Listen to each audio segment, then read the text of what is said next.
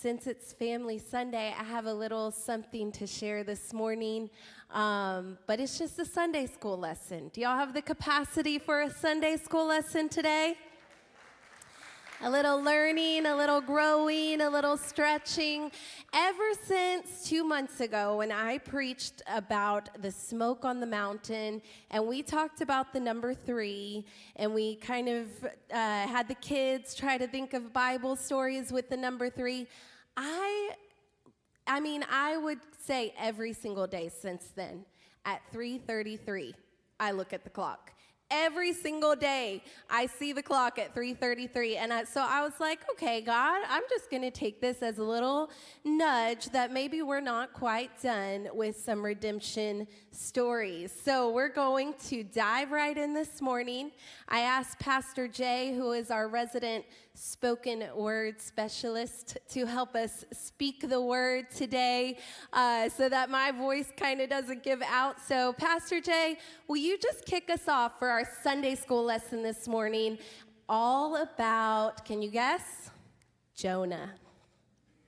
The Lord gave this message to Jonah, son of Amittai. Get up and go to the great city of Nineveh. Announce my judgment against it, because I have seen how wicked its people are. But Jonah got up and went in the opposite direction to get away from the Lord. He went down to the port of Joppa, where he found a ship leaving for Tarshish. He bought a ticket and went on board, hoping to escape from the Lord by sailing to Tarshish. But the Lord hurled a powerful wind over the sea, causing a violent storm that threatened to break the ship apart. Fearing for their lives, the desperate sailors shouted to their gods for help and threw the cargo overboard to lighten the ship. But all of this time, Jonah was sound asleep, down in the hold. So the captain went down after him. "How can you sleep at a time like this?" he shouted.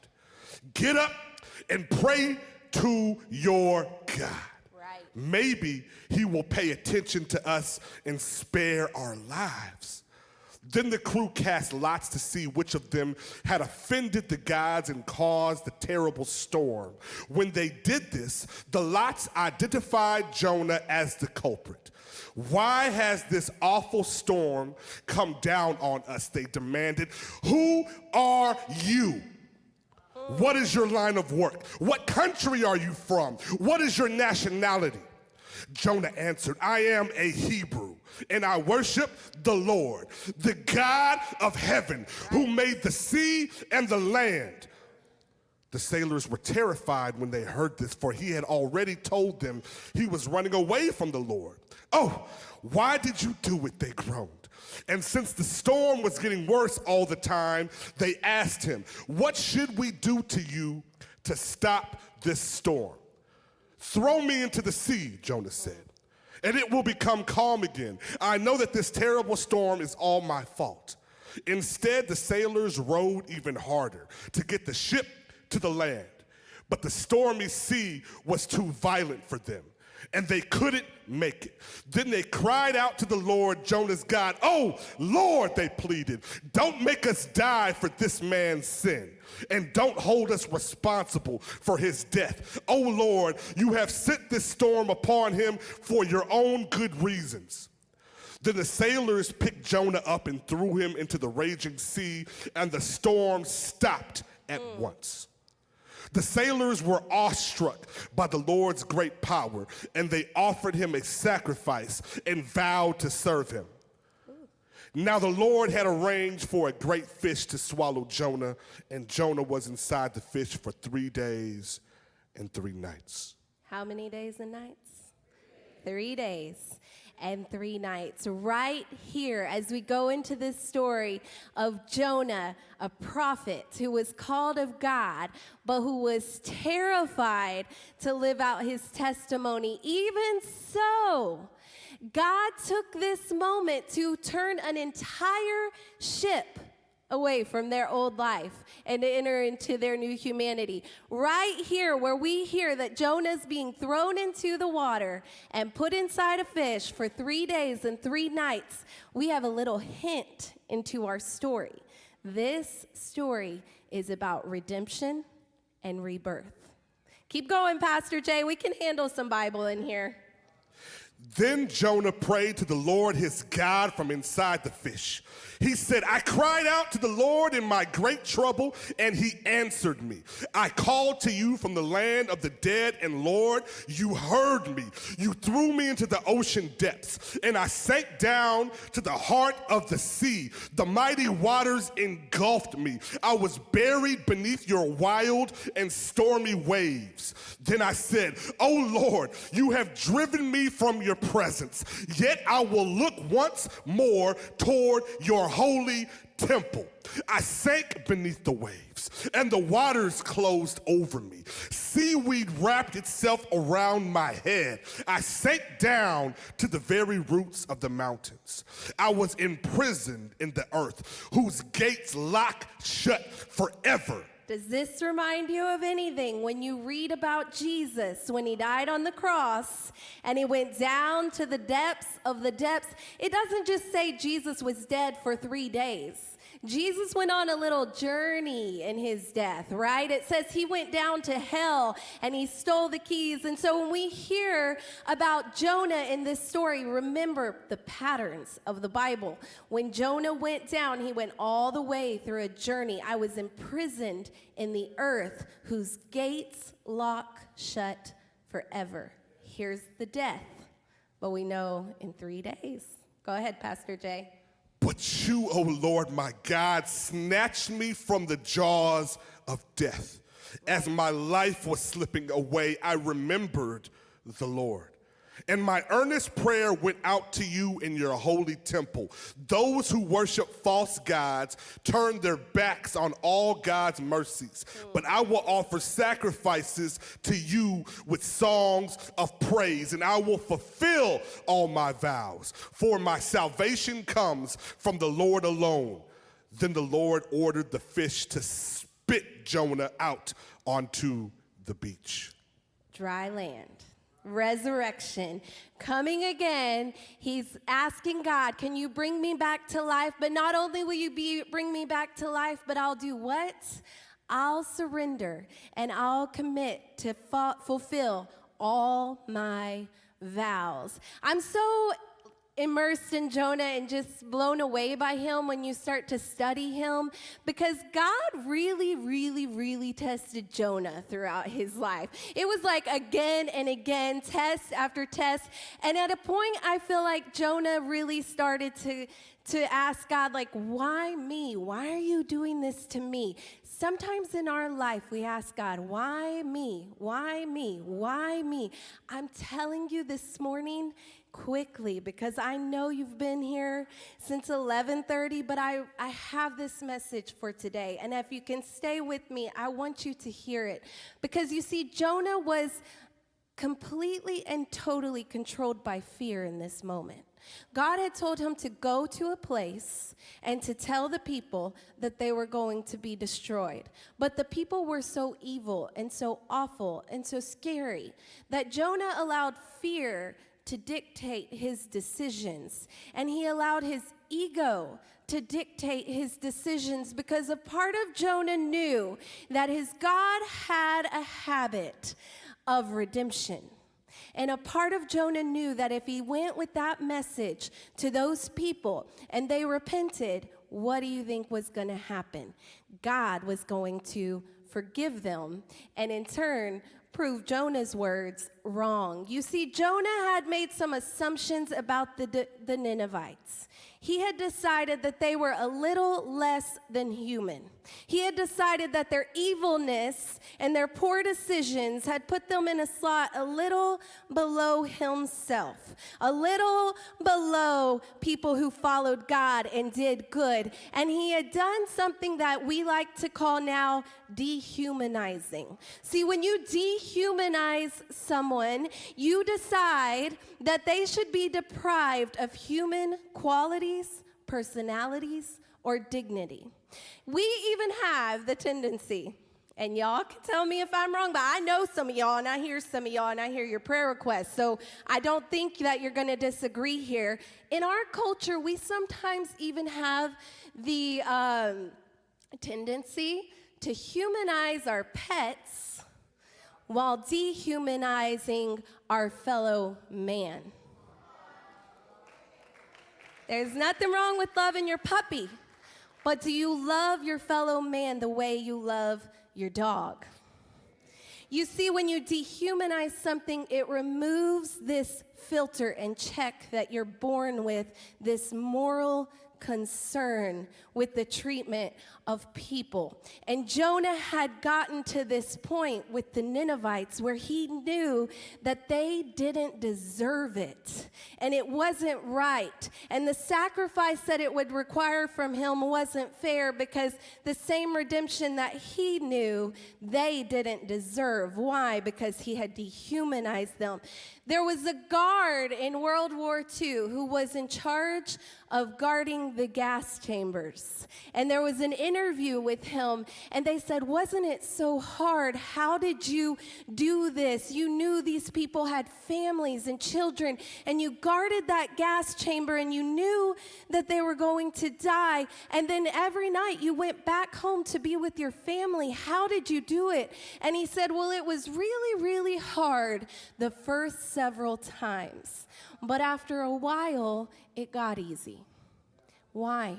He dehumanized the Jews. He dehumanized the people because that is how he could justify his choices. We have our kids in here this morning, and I want to talk to y'all about how easy it is to dehumanize things. We have video games that we play, and I love video games. They're fun, and they're enjoyable, and you guys talk and hang out together through them, and I love that. But you have to be careful because video games can allow you to dehumanize people. They can allow you to break down barriers of right and wrong. Movies can do this to us. God tells us to stay away from evil. We have to filter this when we choose a movie to watch or a game to play, because as humans born into sin, it's our nature to dehumanize people we disagree with. We do it because it soothes our conscience. We do it because political views are different or they're online, and so we don't think of them as actual people that could be sitting in church with us, or we're debating with them because they're far away and we don't think about their life. We dehumanize them, and then we feel justified. I knew a teacher one time who was the most beloved teacher. She adored her children and she was wonderful, and you just wouldn't think there was anything that could possibly be evil about her. She was gifted and amazing, and she'd pour into these kids. And one day I stayed after school and I was talking to her, and politics came up, and she started telling me these things that she felt about certain politicians, and she started describing the things that she wished would happen to them, and how she just wished that, as far as to say she wished they would die. And I thought, what is happening here? You have so far removed yourself from the humanity of this situation that you've allowed your flesh to take total and complete control. You've dehumanized them. This is how we're able to just break people down. We can revel in their stupidity, and we can wish the worst for them. And sometimes if our intrusive thoughts really win, we can be just like that teacher. We can wish them harm. And we may not realize it, but we can wish them harm even to the point of death. You see, our human nature is flawed.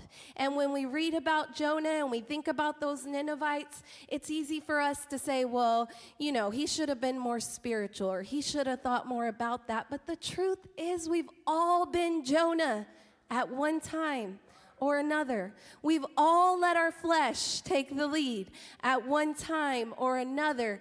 Ephesians chapter 4, verse 14 puts it this way. It's talking about after the fact, so we're going to talk about it in the past because that's what I believe for us, but this is where we come from. Then we will no longer be immature like children. We won't be tossed and blown about by every wind of new teaching.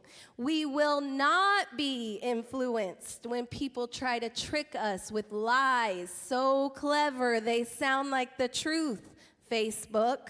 We will not be tricked by lies that are so clever that they sound like the truth. Instagram. We will not be tricked by lies that are so clever that they sound like the truth. It continues in verse 17, with the Lord's authority I say this, live no longer as the Gentiles do, for they are helplessly confused. Their minds are full of darkness. They wander from the life God gives because they have closed their minds and hardened their hearts against him. They have no sense of shame. They live for lustful pleasure and eagerly practice every kind of impurity. Go ahead with Jonah. Let's hear what's going to happen. And the Lord spoke to Jonah a second time. Get up and go to the great city of Nineveh and deliver the message I have given you. This time, Jonah obeyed the Lord's command and went to Nineveh, a city so large that it took 3 days to see it all. 3 days. On the day Jonah entered the city, he shouted to the crowds, 40 days from now, Nineveh will be destroyed. Imagine that. A pastor walks in and tells you, 40 days from now, Nineveh will be destroyed. Goodbye. What?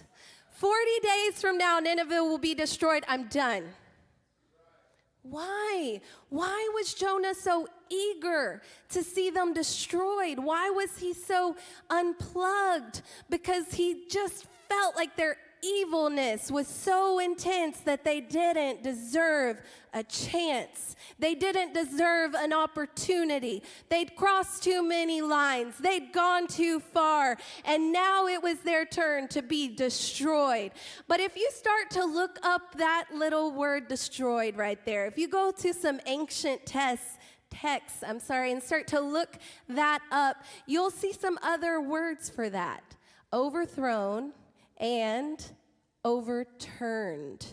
Overturned. Y'all remember learning about overturned? What it means when God is on the throne and Jesus is your spokesman. Overturned. And so if you heard that prophecy, 40 days from now, Nineveh will be overturned. Maybe God wasn't so desperate to destroy Nineveh. Maybe God was desperate to overturn Nineveh. Maybe God was desperate to redeem Nineveh. Maybe God knew that evil was in their heart, but that their potential was for good. Maybe God knew that even though they lied and hurt people and crushed people and were mean to others and lied on people, there was still grace for them. There was still enough for them. So let's hear what God did to Nineveh.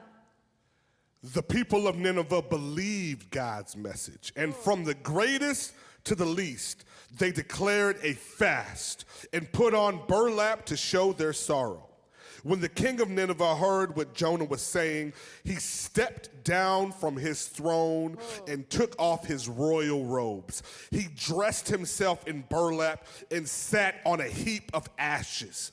Then the king and his nobles sent this decree throughout the city.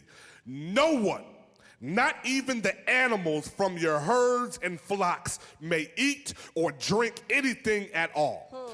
People and animals alike must wear garments of mourning, and everyone must pray earnestly to God. They must turn from their evil ways and stop all their violence. Who can tell? Perhaps even yet God will change his mind and hold back his fierce anger from destroying us. When God saw what they had done and how they had put a stop to their evil ways, he changed his mind and did not carry out the destruction he had threatened. He overturned the decree. He changed his mind and did not carry out the destruction. Why? Because they put aside their ego. Because they put aside their opinion, because they put aside their justification, because they put aside their anger and their hurt, and they turned to a God who they knew maybe, just maybe, was big enough for even them. Jonah knew all along that this was a possibility. That's why he was hesitant, because he was a prophet. His word should stand. What he said should go. He only spoke from God. So why would God then twist it? Because we're put on this earth not for our own sake, not for our own flesh or ego or pride, not for our own opinion or considerations or how we determine people should be treated or judged or placed into a category, because we weren't put on this earth for us. We were put on this earth to be a light to a world that is destroyed and depleted and confused and hurt, and they don't understand what's up or down or right or wrong. And if we kill them by telling them 40 days and you're destroyed, you've mocked God, you're done, you've gone too far, you have no grace left for you. I am telling you this morning, you were not put on this earth for that. You were put on this earth to be a light. You were put on this earth to love and to embrace and to show people, yes, what you've done is evil, but there's a way for you. There's room for you. There's hope for you. So kids, this morning, as you're getting ready to go back to school, I wanted to bring this message to you. Because I know that when you go to school, there's groups of people. And this is at work too. Let's be honest. We don't grow out of this. We classify people in groups, and we name those groups, and we have, we make our own evaluations of how they are and what they're like. And I want to encourage our kids as you go back to school that every morning you ask God, let me be new today. Let me be new today. Help me to be a light to those around me. Help me to see past maybe the meanness or the bullying or the hurt or the pain, and help me to see all the way to the core of every person I encounter today. Help me to see all the way to the core of every person I interact with today, so that I can know how to minister to them, so that I can know how to show you to them. Paul said, I die daily. Why did Paul say that? Because again and again and again, we slip into our old selves. Let's keep hearing what happens with Jonah. This change of plans greatly upset Jonah, and he became very angry. So he complained to the Lord about it. Didn't I say before I left home that you would do this, Lord? This is why I ran away to Tarshish. I knew that you are a merciful and compassionate God, slow to get angry and filled with unfailing love. You are eager to turn back from destroying people. Just kill me now. Just kill me now. He was just begging God a few days ago in the belly of the well to live. Just kill me now, Lord. Lord, I'd rather be dead than alive if what I predicted will not happen. So the Lord replied to him and said, is it right for you to be angry about this? I want y'all to think that every day, especially our adults in the house. Is my anger justified today? Is my anger justified today? So God decided to give Jonah a little object lesson. Keep going, Pastor Jay. Then Jonah went out to the east side of the city and made a shelter to sit under as he waited to see what would happen to the city. And the Lord arranged for a leafy plant to grow there. And soon it spread its broad leaves over Jonah's head, shading him from the sun.